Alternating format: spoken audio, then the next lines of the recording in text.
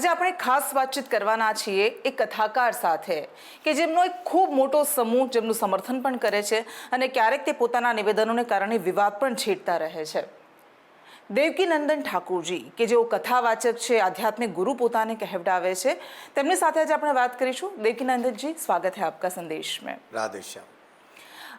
सबसे पहले हम शुरुआत करते हैं, बहुत बार कथाएं आप करते हैं, शिव पुराण कथा आप अहमदाबाद में अभी कर रहे हैं, लेकिन बार बार हम देखते हैं कि जैसे आप है या अन्य कथावाचक या हिंदू गुरु या संत, हिंदू राष्ट्र जो हमेशा आप अपने कथाओं में बताते हैं ये वाक्य का लेकर, तो मुझे ये जानना है कि हिंदू राष्ट्र की आपकी परिकल्पना क्या है? हाँ, बहुत सुंदर है। काफ़ी लोग तो हिंदू राष्ट्र के नाम पे ही भड़क जाते हैं, पत्रकार उल्टा सीधा क्वेश्चन करने लग जाते हैं। उनको लगता है कि हिंदू राष्ट्र का मतलब है सबको दुख देना, परेशान करना। वो हिंदू राष्ट्र की परिकल्पना नहीं है। हिंदू राष्ट्र का मतलब है जहाँ गौ हत्या नहीं होगी। हिंदू राष्ट्र का मतलब है जहाँ गंगा जमुना को परेशान नहीं किया जाएगा। हिंदू राष्ट्र का मतलब है जहाँ बहन बेटियों का सम्मान होगा। हिंदू राष्ट्र का मतलब है जहाँ कोई भी मनुष्य परेशान न होगा। राम राज्य की परिकल्पना किसको कहते हैं? दैहिक दैविक भौतिक तापा राम राज काहू नहीं व्यापा। भगवान श्री राम के राज्य में लेके पशु पक्षियों से मनुष्य तो कोई दुखी नहीं। जहाँ माथे पे तिलक लगाएंगे तो स्कूल वाले ये नहीं कहेंगे तुम तिलक लगा के नहीं आ सकते। जहाँ कलावा बांध के आएंगे तो जहाँ लड़कियाँ मेहंदी लगा के आएंगी वहाँ स्कूल वाले ये नहीं कहेंगे मेहंदी लगा के क्यों आती हो, कि हम आपको अलाउ नहीं करेंगे। ये है हिंदू राज्य की, हिंदू राष्ट्र की परिकल्पना। अच्छा, तो उसके लिए हिंदू राष्ट्र जैसे आप बताते हैं कि कोई दुखी ना हो या गौ हत्या ना हो, तो क्या ये आप नहीं बता सकते कि अभी जो कानून है उसको ज्यादा मजबूत करके भी वो किया जा सकता है? उसके लिए अलग से हिंदू राष्ट्र की बात करने की कितने कानून है आपके गुजरात में, कितने कानून है आपके देश में, कितने कानूनों का फॉलो अप हो रहा है? अच्छा, कितना फॉलो अप कर रहे हैं? आज भी अगर कोई गौ रक्षा करता है, गौ को बचाने के लिए जाता है तो उसके सर के ऊपर ट्रक निकाल देते हैं, उसकी चर्चा कोई नहीं करता। और जब कोई गौ रक्षक कोई उसका एक्शन का रिएक्शन करता है तो उसकी चर्चा पूरे देश में हो जाती है। क्यों? क्योंकि जिसके अगेंस्ट हम चर्चा कर रहे हैं वो हिंदू है, वो कुछ बोलेगा ही नहीं। आप हमारी गौ माता का वध कर रहे हैं। हम जिसे माँ कहते हैं, हम जिसे माँ का दर्जा देते हैं, सम्मान देते हैं, उस माँ को आप नहीं मार सकते। ये आपको भी समझना चाहिए, उन लोगों को समझना चाहिए जो ये अत्याचार करते हैं। तो कानून तो आज भी हैं। अच्छा, कानून से पालन नहीं होता, कानून के साथ अगर आप बताते हैं कि कानून का पालन नहीं होता तो फिर हिंदू राष्ट्र में ये कैसे होगा? अपनी अपनी कल्पनाएं होती हैं, अपने अपने सपने होते हैं। मतलब कल्पना नहीं, वास्तविकता क्या होगी? वास्तविकता यही है कि आज भी ऐसी कई चीजें हैं जो नहीं होनी चाहिए। आप बताइए, क्या भारत जैसे देश में लिविंग रिलेशनशिप होनी चाहिए? ये हमारा कल्चर है। हम किस कौन से देश में रह रहे हैं? हम आज शादी कर ली आपने और आप शादी के बाद भी किसी पुरुष के साथ रह सकते हैं, स्त्री के साथ रह सकते हैं। कौन सा है ये? हमारा कल्चर है। अच्छा, देवकीनंदन जी, हिंदू राष्ट्र का मतलब है, हिंदू राष्ट्र का मतलब क्या है? हिंदू राष्ट्र का मतलब है सर्वे भवन्तु सुखिनः, जहाँ किसी का मर्डर नहीं है। और हिंदू राष्ट्र की चर्चा मैं क्यों कर रहा हूँ? इसलिए कर रहे हैं, हम कर रहे हैं, अनेकों संत महात्मा कर रहे हैं। किस लिए कर रहे हैं? 25-30 साल बाद ये देश सेकुलर नहीं रहेगा। क्यों? इस देश को सेकुलर बनाए रखने के लिए ये बहुत जरूरी है। ऐसे जैसे आज जी रहे हैं, इसको बनाए रखने के लिए हिंदू राष्ट्र होना कंपलसरी। अगर नहीं हुआ, क्यों के लिए तो बहुत सारे, कोई अगर जब हम कोई क्यों पूछेंगे ना तो हमें पाकिस्तान जाना पड़ेगा, हमें बांग्लादेश जाना पड़ेगा, हमें अफगानिस्तान जाना पड़ेगा, हमें उन कंट्रियों में जाना पड़ेगा जहां हमारे और आप जैसे लोग आज शून्य हो गए। अच्छा। और हम वो सब देखने के बाद हम अपनी आंखों पे पट्टी बांध लें तो हमसे बड़ा मूर्ख कौन होगा? अगर आप दूरदृष्टा हैं तो आपको ये देखना पड़ेगा कि आने वाली पीढ़ी असुरक्षित है। आपको ये समझना होगा, जिस देश में हम और आप बैठे हुए हैं, आज भी बैठे हुए हैं, उसी देश में आप ही के न्यूज चैनलों ने कितनी बार ये दिखाया है कि हिंदुस्तान को बदलने की थ्योरी, 2047 में क्या बनाने की थ्योरी चल रही है, और ऐसा षड्यंत्र चल रहा है, ये चैनलों पे चला है। मैं अच्छा, अपने देवकीनंदन नहीं, जी, हम तर्क पे बात करते हैं। मैं अपने आप से बात नहीं कर रहा नहीं, ये वो थियरी बहुत सारी दोनों पक्ष से की जा रही है, हम तर्क पर बात करते हैं। आज हमारे देश में हिंदुओं की आबादी 100 करोड़ है और क्रिश्चियंस, मुस्लिम्स, बाकी सब धर्म की बात करें वो 30 करोड़ के आसपास आबादी है। आपको ऐसा क्यों लगता है कि 20-25 साल में पूरा चित्र बदल जाएगा? ये किस तर्क पर आप बात करते हैं? आप नहीं जानते? नहीं, आप बताइए। आप जानते कि नहीं? पहले आप बताओ। नहीं, आप किस बात पर बात कर रहे हैं? क्योंकि ये पॉसिबल नहीं है, जिस तरह से आबादी को हम देखें उस तरह से ये शक्य नहीं लग रहा है। आपको किस? हमें लग रहा है ना, अच्छा, किस आज तरह जितने से? भी हिंदू हैं उनके घर में 1 या 2 बच्चे हो रहे हैं, और आज अगर 86,000 बच्चे एवरीडे हो रहे हैं तो 40,000 अदर्स हो रहे हैं और 40,000 एक हो रहे हैं, और 40,000 जो आज एक हो रहे हैं वो 20 साल बाद क्या होंगे, 25 साल बाद वो क्या होंगे? आपका एक होगा, उनके 20 होंगे, क्या होगा आपका? इसका मतलब ये नहीं कि मैं उनसे परेशान हूं, नहीं, मैं परेशान हूं आने वाली पीढ़ी के बारे में सोच के। मुझे उनसे कोई प्रॉब्लम नहीं है, मुझे प्रॉब्लम है मेरी पीढ़ी के लिए। आज भी आपके अहमदाबाद में जहां हम और आप बैठे हैं, शायद आप अकेली कैमरा लेके कई इलाकों में नहीं जा सकते। नहीं, मैं जा सकती हूँ। गुजरात सुरक्षित है। मैं कह रहा हूँ पूरा देश सुरक्षित है। आज सिर्फ गुजरात की बात मत करिए, कितने ऐसे प्लेसेज में आपके देश में ही बता दूं, जिस देश में अकेली लड़की, अकेला लड़का या हिंदूवादी व्यक्ति, आज पुलिस की बात कर लो, बातों की मानवों की तो बात ही छोड़ दो, नहीं जा सकती, पुलिस नहीं जाती वहां, पुलिस जाने से डरती है। सबका अपना अपना सच या अपना मत रखने का अधिकार है, हमारा संविधान देता है। आपने बताया, ओवैसी जी एक तरफ ऐसा भी बोल रहे हैं कि संख्या जो टोटल फर्टिलिटी रेट है मुस्लिम्स का वो घट रहा है, तो आप ऐसा नहीं बता सकते कि पूरा चित्र बदल जाएगा। आप संविधान पर हम आते हैं, आप हिंदू राष्ट्र की बात करते हैं। हमारे संविधान में हर किसी को धर्म की स्वतंत्रता मिली हुई है, अपने धर्म का प्रचार करने का भी अधिकार मिला हुआ है। लेकिन आप जिस तरह से बात करते हैं हिंदू राष्ट्र की, हमारा देश सेक्युलर है, क्या आप संविधान में मानते हैं? क्या आपकी बातें, आपको नहीं लगता कि संविधान की धज्जियां उड़ा रही है? बिल्कुल नहीं। संविधान सुरक्षित रखने के लिए हिंदू राष्ट्र का होना कंपलसरी है। अच्छा। अगर हिंदू राष्ट्र नहीं रहा तो 30 साल बाद संविधान सुरक्षित नहीं रहेगा, नहीं रहेगा। आप यकीन मान लीजिए, बांग्लादेश में सुरक्षित है, पाकिस्तान में सुरक्षित है, कि भारत वो में पाकिस्तान, अफगानिस्तान या बांग्लादेश जैसा बन जाए, क्योंकि वहां पर पाकिस्तान और अफगानिस्तान इस्लामिक राष्ट्र है, वहां माइनॉरिटी क्या हालत है आपने भी बताया पहले कि खराब हालत है। सबसे अच्छी बात हिंदू राष्ट्र की, मैंने पहले कहा, कोई दुखी नहीं है। ठीक है, प्रैक्टिकली पॉसिबल है क्या? प्रैक्टिकल पॉसिबल है, क्यों नहीं पॉसिबल है? हमें कभी भी ये नहीं भूलना चाहिए कि जो आज हम जिनको हम मुस्लिम कह रहे हैं उनके पूर्वज हिंदू थे। मोस्टली यहाँ इस देश में जो हिंदू हैं व मुस्लिम हैं वो कन्वर्ट हुए हैं, वो बाई बर्थ मुस्लिम नहीं है। लेकिन अगर वो अपने धर्म का पालन करना चाहते हैं तो हिंदू राष्ट्र में भी वो अपने धर्म का पालन करेंगे ही, उनका अधिकार है बाकायदा, क्योंकि वो इसी देश के मिट्टी के पुत्र हैं, संतान हैं। पर इसका मतलब ये नहीं है कि अगर वो नहीं हुआ तो उन्हीं के ऊपर विदेशी ताकतें, जिनको वो मानते हैं इस बात को, जो इस देश को इस्लामिक कंट्री बनाने में लगे हुए हैं। आपको मालूम है 1670 में मथुरा का नाम इस्लामाबाद कर दिया गया था औरंगजेब के थ्रू। 1670 की बात बता रहा हूं मैं आपको, कि वहां मथुरा जो हम लोगों की सबसे पावन तीर्थ है, उसका नाम ही बदल दिया, इस्लामाबाद कर दिया था। मथुरा से बदलकर इस्लामाबाद कर दिया था। फिर मथुरा किसने किया वापस? मथुरा हमारे राजाओं ने किया वापस आके, लौट के फिर मंदिर बनाया हमारे राजाओं ने आके। आप हाँ, नहीं, आप ऐसा बता रहे हैं, आपकी बहुत सारी बातों पर हिंदू राष्ट्र की बात है या उस पर ऐसा बताया जाता है कि आप बाबा साहब आम्बेडकर के संविधान को पटकार रहे हैं, राष्ट्रवाद को पटकार रहे हैं ना। जितना आदर बाबा साहब के संविधान का या जिन जिन लोगों ने संविधान बनाया उनका आदर मैं करता हूं, मैं ये नहीं कहता कोई नहीं करता होगा, मैं बहुत रिस्पेक्ट करता हूं। लेकिन तथाकथित कुछ लोग जो ये आरोप किसी और पे लगाते हैं वो खुद संविधान का उल्लंघन करते हैं।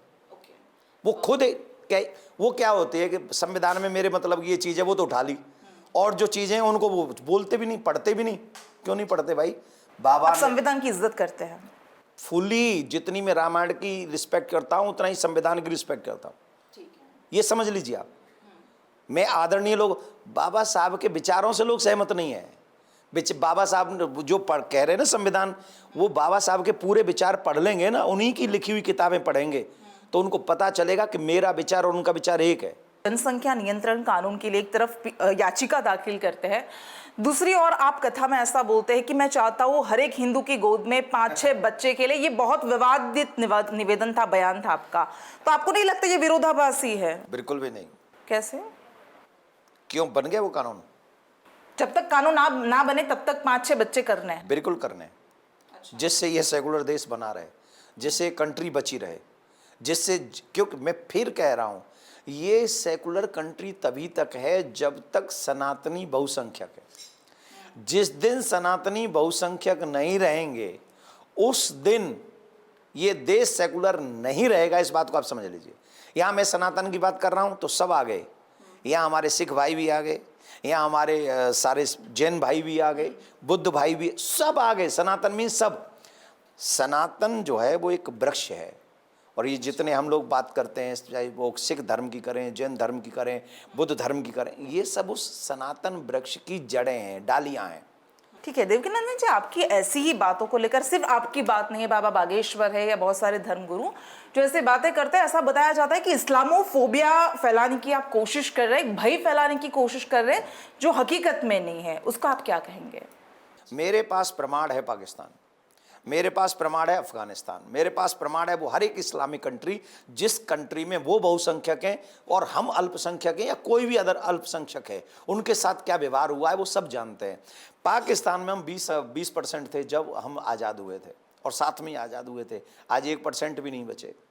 इसका मतलब क्या है? अब जब आसपास में ये सब चल रहा हो और उसके बाद भी मैं मूर्खों की तरह आंखों पे पट्टी बांध के बैठ जाऊं, आज भी आपके देश में क्या एक ही शादी करेंगे सब? एक व्यक्ति 4-4 शादी कर रहा है, क्यों कर रहा है भाई?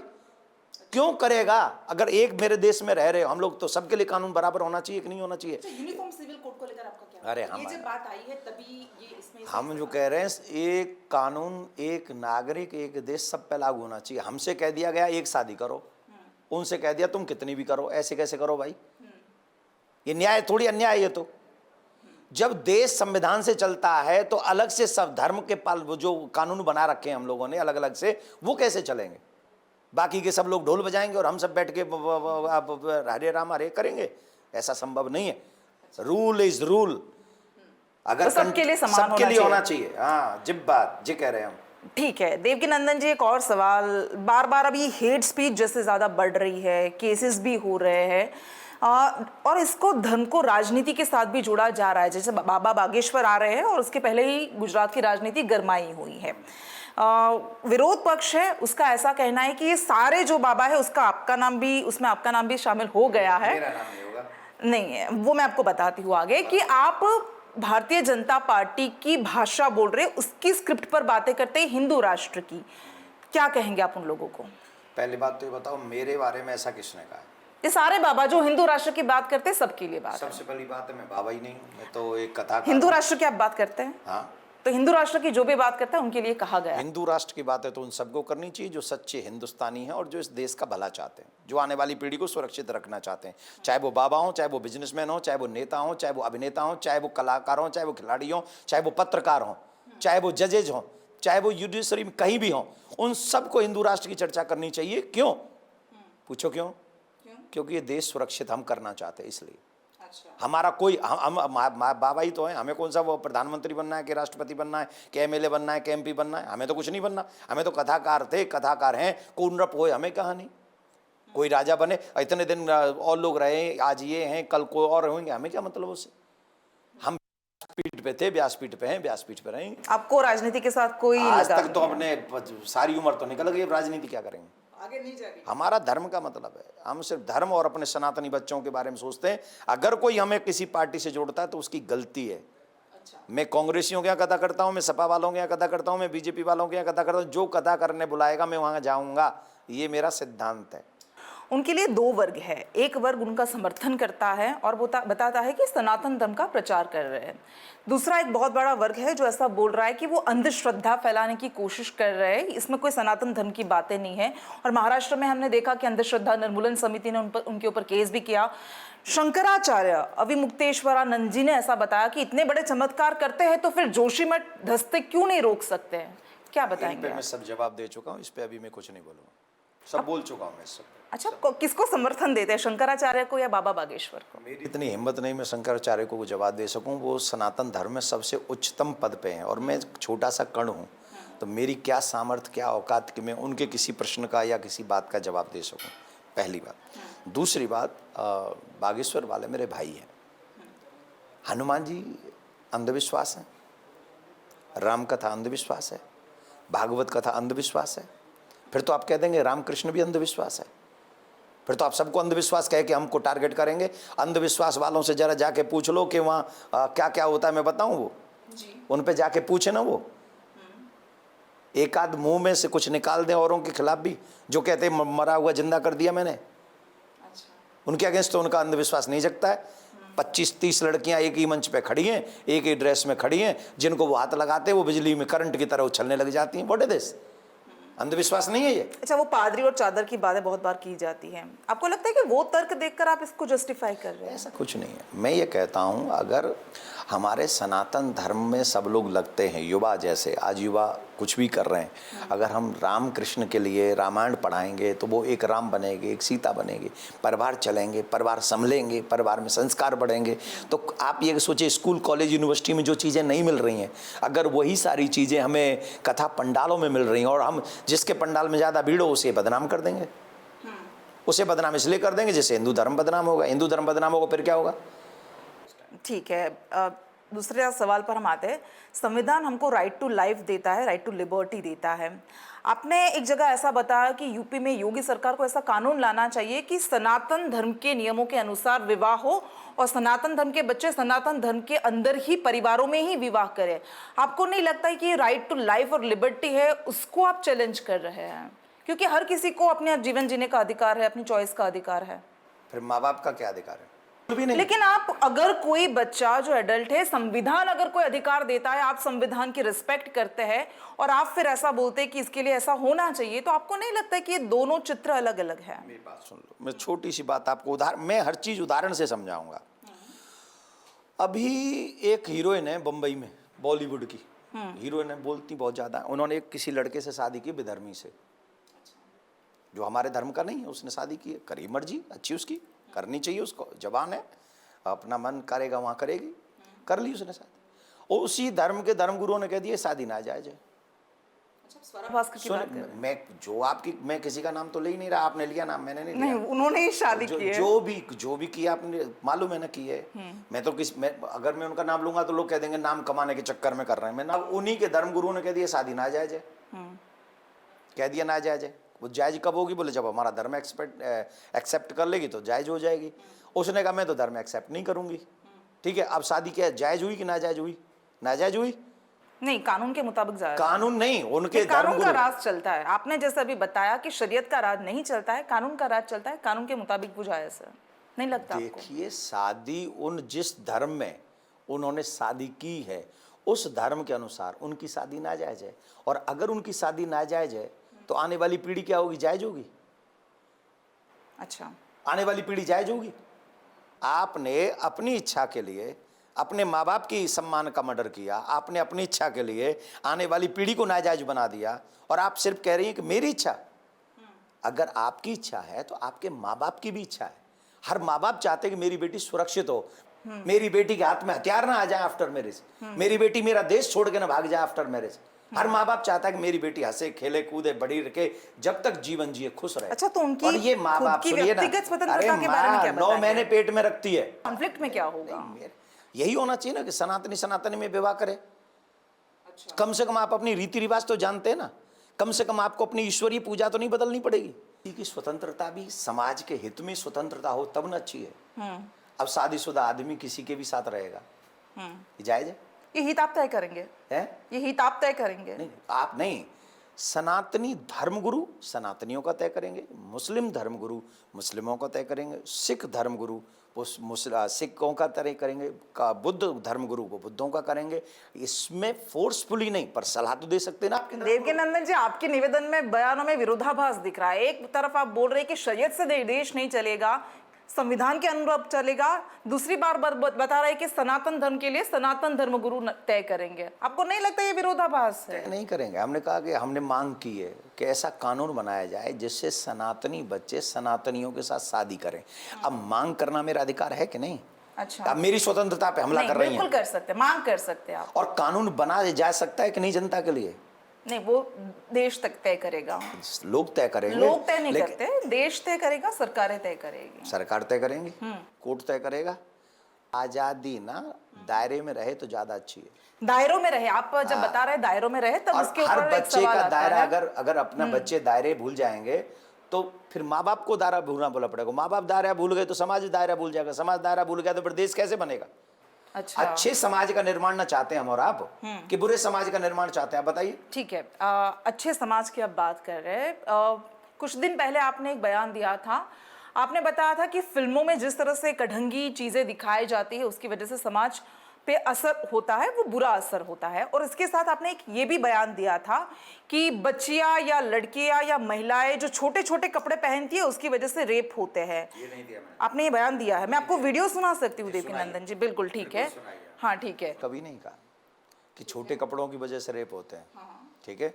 मैंने ये कहा कि जो बॉलीवुड की बड़ी बड़ी एक्ट्रेस बड़े बड़े पर्दों पे छोटे छोटे कपड़े पहनकर हमारे युवाओं को भड़काने का काम करती हैं, उससे समाज में असामाजिकता फैलती है।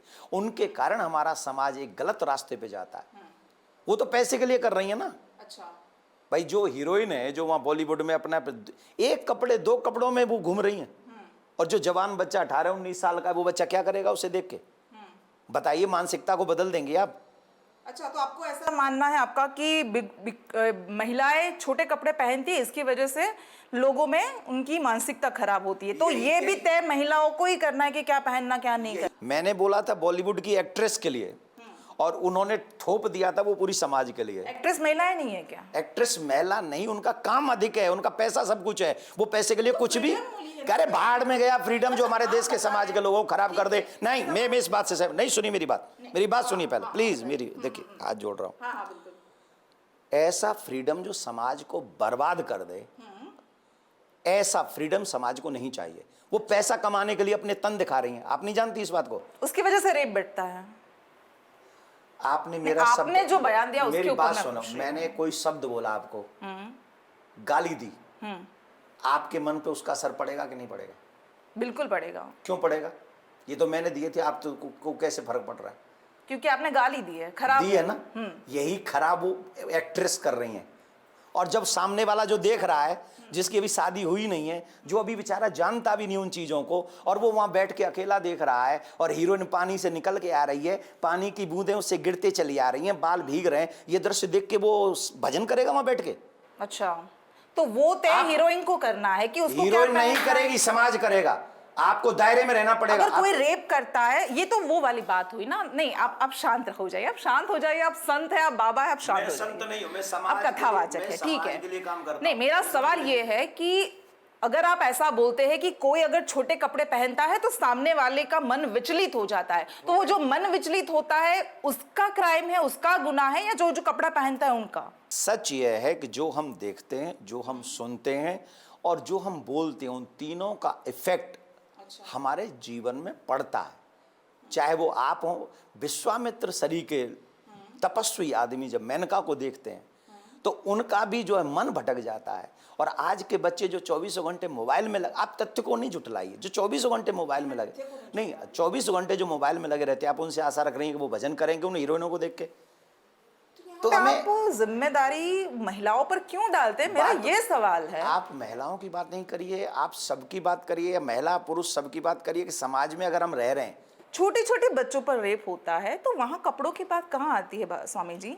बात मत उठाइए फिर जो जो हो रहा है तो उस उसको आप रेप के साथ नहीं जोड़ सकते मैंने ना। रेप से नहीं जोड़ रहा हूँ मैं आप तो विचलित मन के साथ नहीं जोड़ सकते ना। अच्छा, वो जो एक्ट्रेस होती हैं वो बड़ा भजन करवा रही हैं लोगों को, बहुत अच्छा कर रही हैं वो। उनके चरित्र को देख देख के, एक्टिंग को देख के हमारे देश के युवा बहुत भजन में लग गए, गुफा में घुस गए। और हमारा देश इस बात से परेशान है कि युवा बच्चे अब शादी क्यों नहीं कर रहे हैं और वो इतने बाबाजी कैसे हो गए। इसके लिए ये एक्ट्रेस बहुत बड़ी रिस्पॉन्सिबल है। हम इन देवियों के हमको मंदिर बनवाने चाहिए। धन्यवाद आपका। अंतिम सवाल, हाँ। केरला स्टोरी पर आते हैं हम। केरला स्टोरी के बारे में आप क्या कहेंगे? ये फिल्म ने भी काफी विवाद छेड़ा था, तो उसके बारे में आपकी क्या राय है? मेरी कोई राय नहीं है, क्योंकि मैं फिर बोलूंगा, फिर आप कहेंगे आप स्त्रियों के खिलाफ है, पत्रकार मुझे स्त्रियों के खिलाफ कर देंगे, उसका क्या फायदा। मैं स्त्रियों के खिलाफ हूँ? मैं लफ्ज़ जिहाद अगर मेरी बच्चियों के साथ हो रहा है तो मैं अगर बोलूँगा तो मैं मुसलमानों के खिलाफ हूँ। अगर मैं कोई अच्छी बात कर दूंगा तो मैं पत्रकारों के खिलाफ हूँ। अरे भाई, सच को कोई स्वीकार करेगा कि नहीं? 32 से 34 हज़ार लड़कियाँ, एक पूर्व मुख्यमंत्री इस बात का नंबर दे रहा है कि 32 से 34 हज़ार लड़कियाँ हमारे केरला से गायब हैं, और हम उस नंबर को स्वीकार करने को तैयार नहीं। और फिर ऊपर से स्वतंत्र हम ही गलत हैं। अगर हम उन बच्चियों को बचाने की बात करते हैं तो हम गुनहगार हो गए। आप मेरे सनातनी हैं, आपको बचाने की जिम्मेदारी एज ए धर्मगुरु अगर मैं उठाता हूं तो मैं गलत हूं? हो सकता है आप समाज में 4 जगह 4 लोगों के साथ में रहती हैं तो उसमें से एक आध गलत हो, वो जो गलत विचार आपके दिमाग में डाल दे, तो एक धर्मगुरु उस गलत विचार को बाहर निकाल के फेंक दे तो वो धर्मगुरु गलत है। हमें ये सोचना चाहिए कि हमारे बच्चे कैसे सुरक्षित हों, चाहे वो पत्रकार हो, कलाकार हो, कथाकार हो, कोई भी क्यों ना हो। हमें सनातनी बच्चों की सुरक्षा इस समय बहुत ज़रूरी है, चाहे वो फिल्म के माध्यम से बने, चाहे वो पत्रकारिता के माध्यम से, कथा के माध्यम से, जिस माध्यम से भी बने। हमें हमारे आने वाली नेक्स्ट जनरेशन सुरक्षित करनी पड़ेगी। सनातन धर्म की, सनातनी, या बाकी सब की? मैं बात कर रहा हूँ, मैं सनातनी धर्मगुरु, मैं सनातनियों की बात कर सकता हूँ। अच्छा, बाकी सबकी महिलाओं की सुरक्षा की बात आप नहीं कर रहे? लगता कि इस तरह से वर्ग विग्रह बढ़ता है? नहीं, कुछ नहीं बिगड़ बढ़ता। आखिरी सवाल, सनातन धर्म के लिए ऐसा बोला जाता है कि सबसे ज्यादा, अगर हम इतिहास में देखें तो सनातन धर्म सबसे ज्यादा लिबरल है। सनातन धर्म शांति का धर्म है, आज़ादी का धर्म है। आपको नहीं लगता कि जैसे ये सब बयान सामने आ रहे हैं वो सनातन धर्म के विरुद्ध है? क्योंकि हमने ऐसे बहुत सारे संत देखे हैं, रामकृष्ण परमहंस हो, चैतन्य महाप्रभु हो, जिन्होंने समाज सुधारक के तौर पर भी काम किया है। आप जिस तरह से अभी हम देख रहे हैं कि बातें सामने आ रही है, आपको लगता है कि उनके विरुद्ध में जा रही है? आपने परशुराम जी का नाम सुना? विश्वामित्र जी का नाम सुना? ये कौन थे? वशिष्ठ जी का नाम सुना? ये कौन थे? ये सब संत महात्मा ही थे। और भी ऐसे तमाम संत हैं। दुर्वासा ऋषि हुए, उनका नाम सुना है? और मैं कितने ऋषियों का नाम अपने इतिहास में गिनाऊं आपको। वो क्या करते थे? वो गुस्सा नहीं करते थे, लेकिन धर्मो रक्षति रक्षिता। आप अगर धर्म की रक्षा नहीं कर सके, हम धर्मगुरुओं का काम है मानव को रास्ता दिखाना, पुराणों के हिसाब से, वैदिक हिसाब से, कि हम ये दिखाएं। और आज क्योंकि समय परिवर्तित है, आज संविधान है, तो हमें संविधान और पुराण दोनों लेके चल रहे हैं, तो हम आज के हिसाब से अपने बच्चों को सही दिशा दिखा सकें, हमारी रिस्पॉन्सिबिलिटी है। तो हमको ये कार्य करना ही पड़ेगा। इसके लिए हमें 2-4 लोगों का बुरा भी बनना पड़ेगा, तो हमारी इमेज कुछ नहीं है बजाय धर्म के। धर्म की इमेज हमसे ज़्यादा बड़ी है, हमारे बच्चों का जीवन हमसे ज़्यादा महत्वपूर्ण है। हम तो माला झोली लेके बैठे रहे, सभी महात्मा अपनी माला झोली लेके बैठ जाओ, सब लोग जैसे जैसे चलेगा वैसे चल रहा है, तो 25-30 साल बाद खुद ही देख लेना, रही तो आप। ठीक है, धन्यवाद आपका। ओके, धन्यवाद आपका દેવકીનંદન जी। तो આ હતા દેવકીનંદન जी ઠાકુર કે જો અત્યારે અમદાવાદમાં કથા કરી રહ્યા છે, પરંતુ એ તમામ મુદ્દાઓ કે જેણે વિવાદ છેડ્યો છે, આ બધા જ મુદ્દાઓ પર આપણે એમની સાથે બેબાક વાત કરી અને એમના બેબાક જવાબ પણ સાંભળ્યા। નમસ્કાર।